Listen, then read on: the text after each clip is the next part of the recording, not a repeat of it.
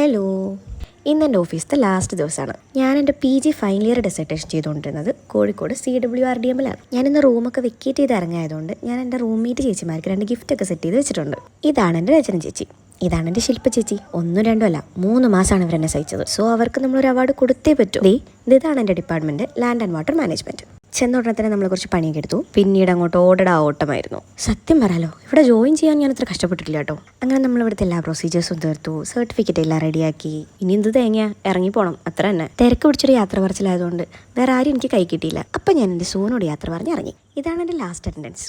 കണ്ടില്ലേ, A for star. ഇറങ്ങാൻ നേരത്തെ ശില്പിച്ച് രചനച്ചും കൊണ്ട് തന്നെയാണ് കേട്ടോ. പിന്നെ ഞാനൊരു എക്സൈറ്റ്മെന്റ് പിടിച്ച ജന്തു ആയതുകൊണ്ട് വീടെത്തുന്നവരൊന്നും ഞാൻ കാത്തുന്നില്ല. ഞാൻ അപ്പം തന്നെ വിളിച്ചു. ഈ സാധനം എനിക്ക് ഒറ്റ നോട്ടത്തിൽ ഇഷ്ടമായെങ്കിലും ഇത് എന്താണ് സാധനം എന്നുള്ളത് എനിക്ക് മനസ്സിലായില്ല.